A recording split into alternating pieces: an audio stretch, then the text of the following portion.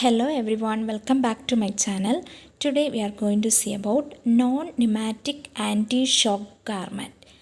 The non-pneumatic anti-shock garment is a first aid device that reverses hypovolemic shock and decreases obstetric hemorrhage. An estimated 1.5 lakhs women die from obstetric hemorrhage each year. Most of these deaths occur in low resource settings.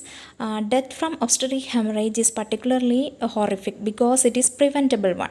Long delays in reaching emergency obstetric care are at the root of many maternal deaths.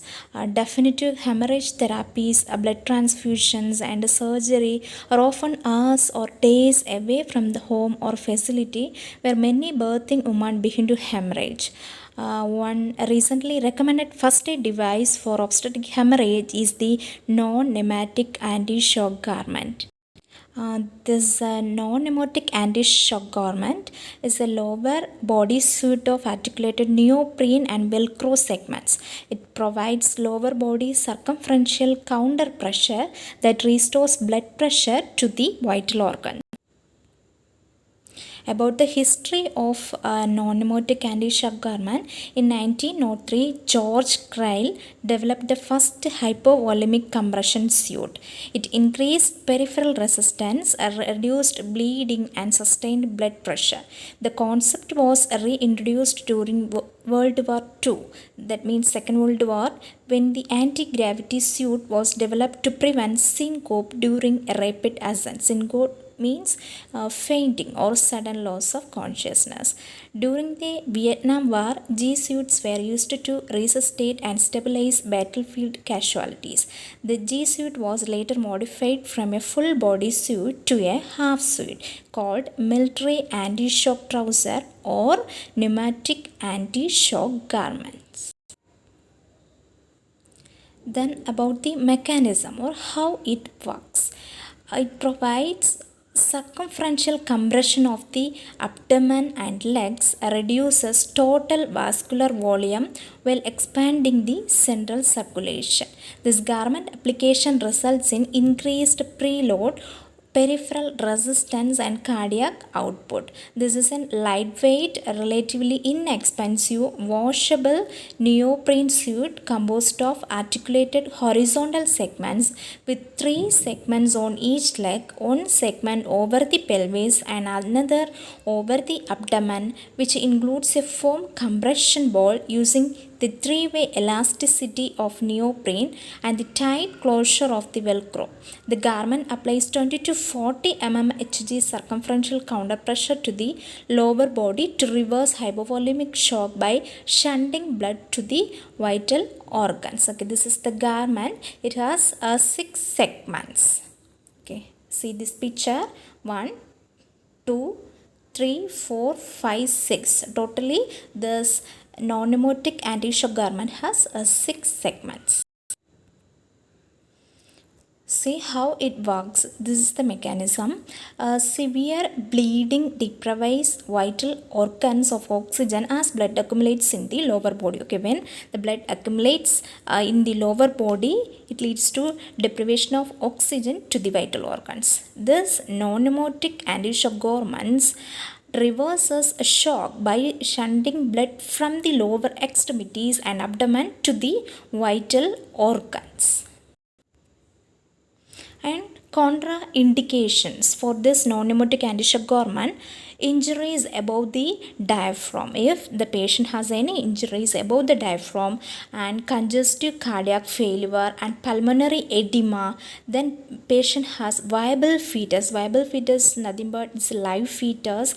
Then bleeding above the diaphragm. If the patient has above these conditions, means we should not apply this non-pneumatic anti-shock garment. The non-pneumatic anti-shock garment protocol. Some protocols are there in when we apply this non-pneumatic anti-shock garment, we have to follow some protocols. It's recommended by Hensley recommended the non-pneumatic anti-shock garment for obstetric hemorrhage with moderate shock, blood loss more than 750 ml, then pulse more than 100 beats per minute, and mild hypotension. Standard protocols for the prevention and management of obstetric hemorrhage must be followed. This includes active management of the third stage of labor and administration of uterotonic drugs, then IV fluids and oxygen therapy. The next one, when to apply this non-pneumatic anti-shock garment. Depend upon where in the healthcare delivery system the hemorrhage occurs, the attendance, skills, and capacity for blood transfusion and or surgery. In lower level facilities or when women present in shock and with circulatory collapse, the non-pneumatic anti-shock garment should be applied as the first step in resuscitation. Application will fill blood vessels, enabling an IV to be started, or if there is no capacity for IV infusion, enhanced core organ perfusion. Okay. Then application of this non-pneumatic anti-shock garment. Open the garment and place under the woman with the top of the garment at her lowest rib. If the patient is unconscious, two people can roll her onto her side, placing the garment underneath her, similar to making an occupied bed. Then stretch and fasten the garment tightly, starting with the ankle segments. Continue with second segments below the knee and third segments around the thighs. For shorter women, fold segment 1 into segment 2 before starting.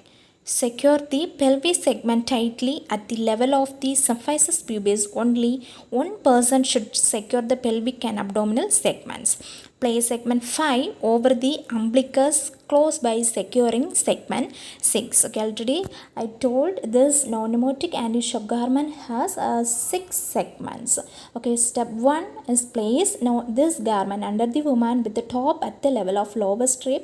Then close segment 1 tightly around ankle on both sides. Then snap it until you hear a sharp sound. Okay, because it is fully made up of velcro. Then close segment 2 around calf muscle. Leave the knee joint free.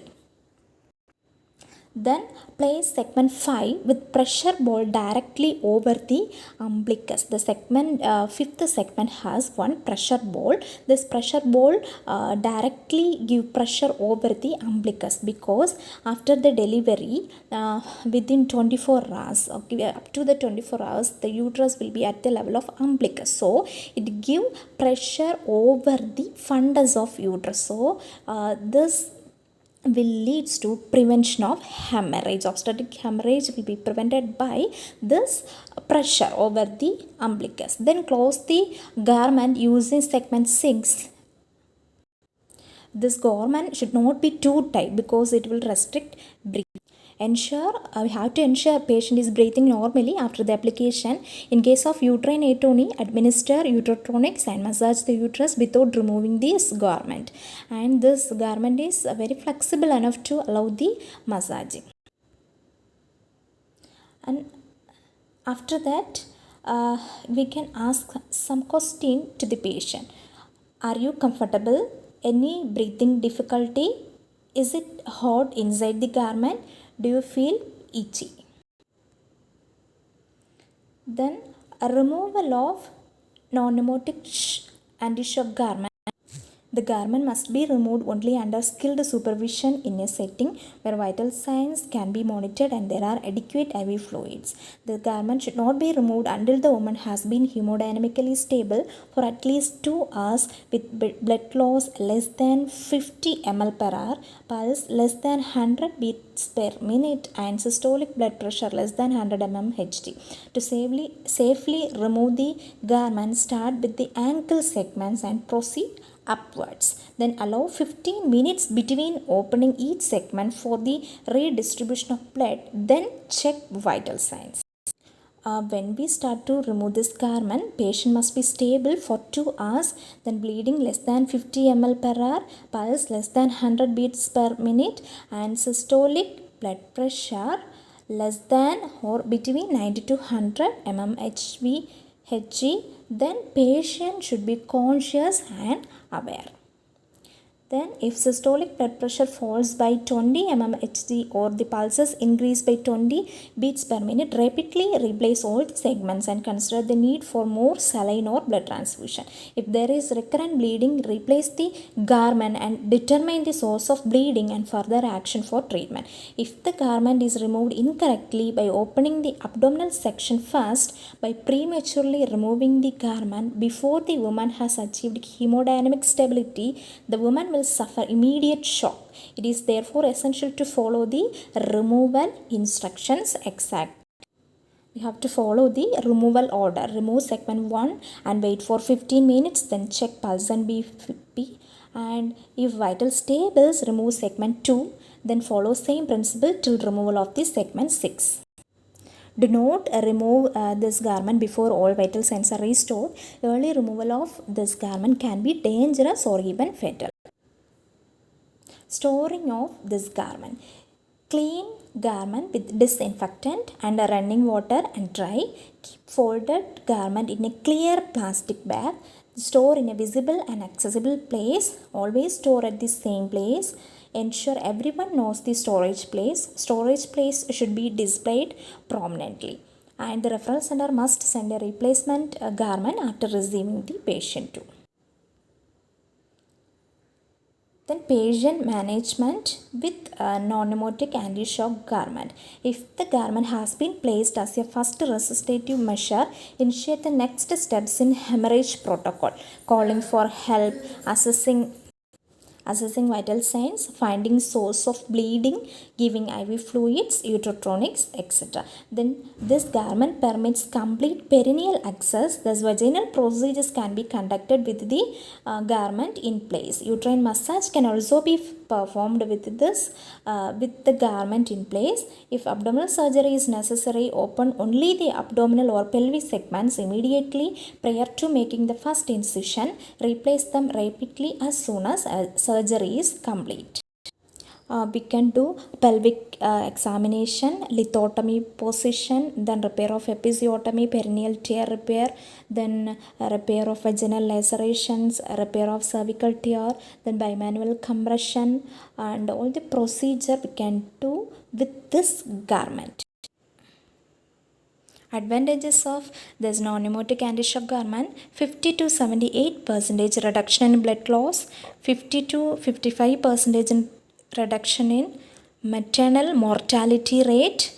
WHO includes NASG in recommendation. Then it is cost effective and reusable. This garment has some adverse effects also, such as decreased urine output, increased intraoperative blood loss, hypoxia, ischemia, dyspnea or other forms of respiratory distress, increased acidosis, development of compartment syndrome. Thank you. Okay, that's all about non-pneumatic anti-shock garment. If you have any queries, just drop it in the comment box. Thank you.